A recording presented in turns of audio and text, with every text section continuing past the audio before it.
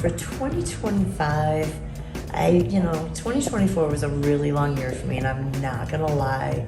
My physical body I've been working for 2.5 years. I've been working 60 to 70-hour weeks, sometimes more than that, between two jobs. So it really took a toll on my body and my breathing.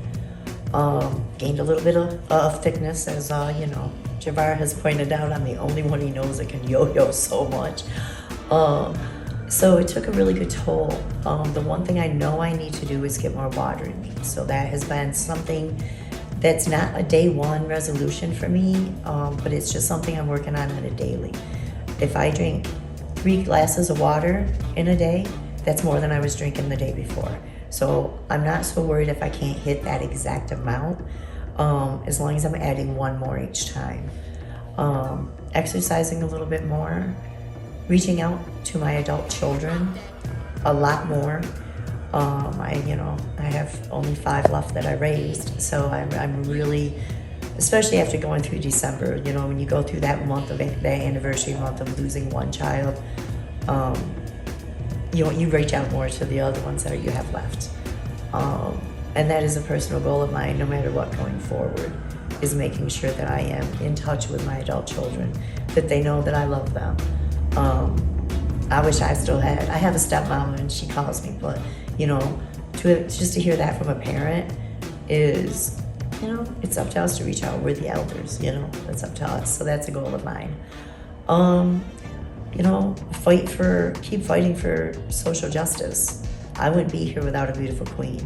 And if they are not treated with equity and the way I feel that they should be treated, there's a problem, and I'll never be treated that way. We got to work together on it. So that's another personal goal of mine for 2025, is to make sure that I'm using what I have and my voice to make everyone else's lives better. So I guess that's it for my own personal self. That's it, staying true to who I am. I'm not going to change. I haven't changed. I changed 8-9 years ago for the better. I changed 13 years ago once. I re-entered, quote unquote, capital area re-entry program. I re-entered society after my diagnosis of HIV. I re-entered society before that when I stopped using. So this year I'm re-entering to be very true to myself and be the best that I can be. Living with HIV. Tell me a little bit about that. Living with HIV. It's a double-edged sword, to be honest. Some days I forget. It sounds crazy, but on the physical aspect of it, sometimes I forget I'm living with HIV. My chronic pain with my neck and back issues affect me way more than HIV ever will, because people like my boss, people like some of the beautiful women that I'm partnered with PWN, just women that I know, my daughter's namesake, they went through so much in the 80s, in the 90s, in the 2000s with their medication, that some of them are on dialysis now, some of them aren't with us now. But because they went through what they did, I can take that pill in the morning and forget about it. Except when it comes to a little bit of the social life. Of trying to find somebody that's okay with the fact that I'm living with HIV and that I can trust not to turn around and criminalize me if we don't work out. That's Talk a little bit about that. Talk a little bit about that. That is something I would definitely yell from a rooftop. Living with HIV, especially in this state, in Louisiana, we have to disclose to our partners, even when we are undetectable. Louisiana has not caught up with science at all. I cannot transmit HIV to another person sexually. I cannot. I take my medication every day. I've been taking it for 8 years. I've missed 2 doses. That's it. I am completely undetectable. I don't care what way we have sex, all kinds of fun ways. But I cannot transmit this virus to you.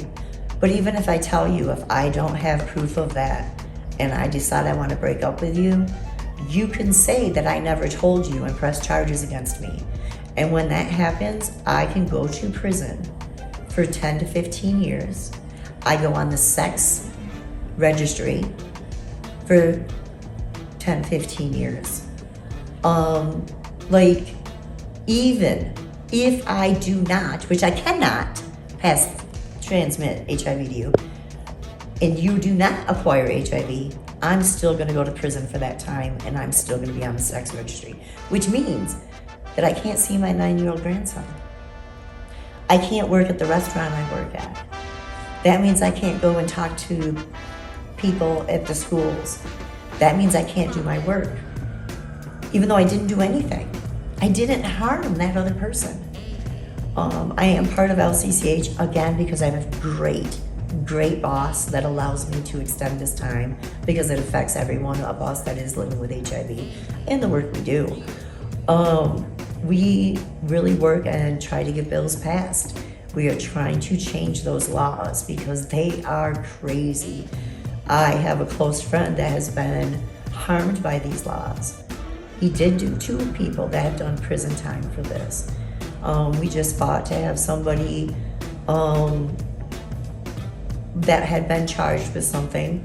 We just all went, stood in court behind that person, and that person was found not guilty. So if we work together, we can change those laws. The criminalization laws affect our lives, our social lives. And I'm sorry, but I like to still have sex. I don't care if I'm 53 or not.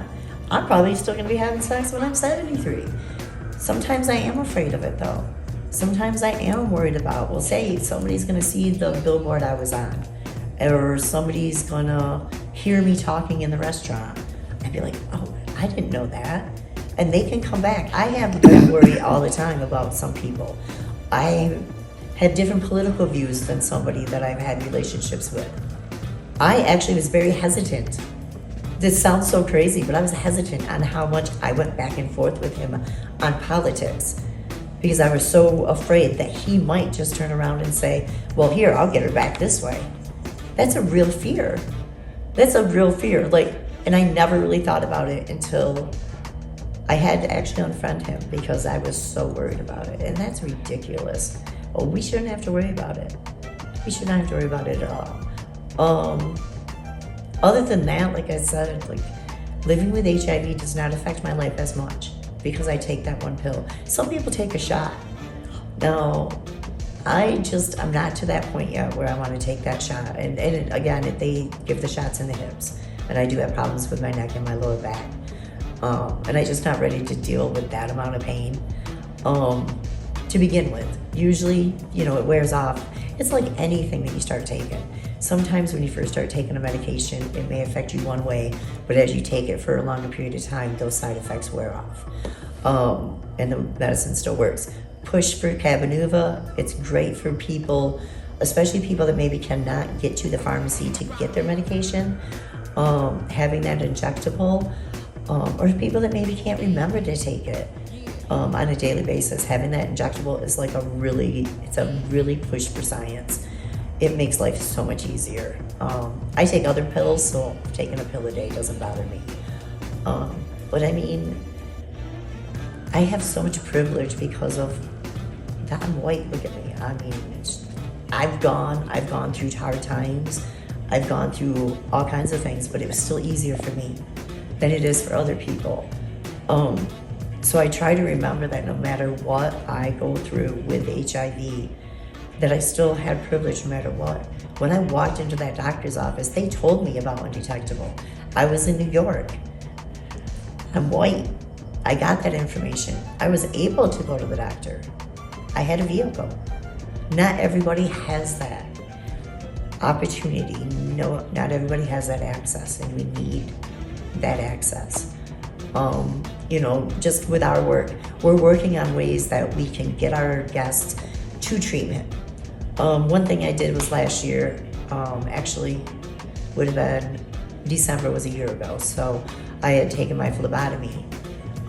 Just another thing to add on to help, because if I can do the phlebotomy work and the blood draws and the confirmation draws in the field, we can get our people into treatment faster.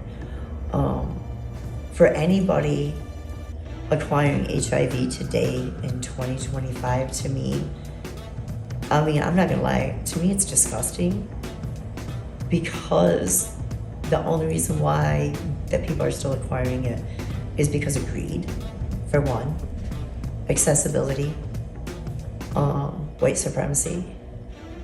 I can't lie, I can't hide that part of it, because that's who is making the most money off of this. That's the profit. We need to work together to make sure that that's not happening anymore, because we should not be acquiring HIV in 2025. That's why I packed up 45 years of my life. I could have stayed up in New York, continued collecting Social Security, and just sat back and said, oh, okay, this is life. I couldn't do that. I could not see other people, for one, dying of overdoses, which that I kind of fell into, but I just couldn't see anybody else do it. I mean, I had sex with somebody and the condom broke. If it can happen to me, and I'm outspoken, stigma can hurt anyone else, and that's what I want to end. I want everybody to have accessibility to testing, to treatment, to food, to housing. And if I have to take part of my $40,000 income and use that to help other people, I'm gonna do it, because you know what? Somewhere down the road, if I need it, somebody else will be there to help me. So for living with HIV, man, it's not the worst thing that I've been living with. It's a lot harder to fight this addiction, I'm not gonna lie. Every day, I can take that pill and forget about HIV. I have to stay busy, because if I don't stay busy, my mind starts thinking about, oh, I wasn't hurting ever if I just did this. So me doing what I'm doing is keeping my body safe, my mind safe. And Jabbar gives me that opportunity, so I appreciate him for that. So, CARP in 2025, what do you see and what would you like to see? Put a wish list out. So for CARP in 2025, I want to see us continue growing the way we have been. Actually being family with our people, with our guests, with our people we work with. We are family, to be honest. We all got our little scrabbles and scrubbles and everything going on between us. But at the end of the day, if something happened to one of us, we'd all be there in a heartbeat. To be 100% honest, for me, in the future of CARP, we have CARP BR for a reason, because it's CARP Baton Rouge. I'm losing people left and right in my hometown. I'm really fighting myself about not going home. They have harm reduction, they have SSPs, but they don't have that outreach into my small town where I grew up. I would love to see CARP New York in the future. Maybe I can work from here and still be able to, run something from up there. So for me, I want CARP everywhere. So we're doing good work, and we need to keep it going. Is there anything else you want to add to the new year? I just want to say I love every one of the people I've had contact with since my diagnosis, definitely since my diagnosis and moving here to Baton Rouge. Every single person I've come in contact has made me be the person that I am today as the harm reduction and prevention coordinator, and his right-hand adoring person. But that's it. Remember, we're here. CARP is here. We're not going anywhere. There's many of us that all you got to do is pick up your phone, call us. I may not answer all the time, but text. Let me know you need me. I'm gonna call you back. I'm gonna text you back. Do not use alone. And make sure you're following us. Follow us on all. You can hit me up on my own pages, Sonya Milliman. Reclaiming lives. We are reclaiming lives in many, many forms. And I appreciate everyone, especially y'all. Thank you.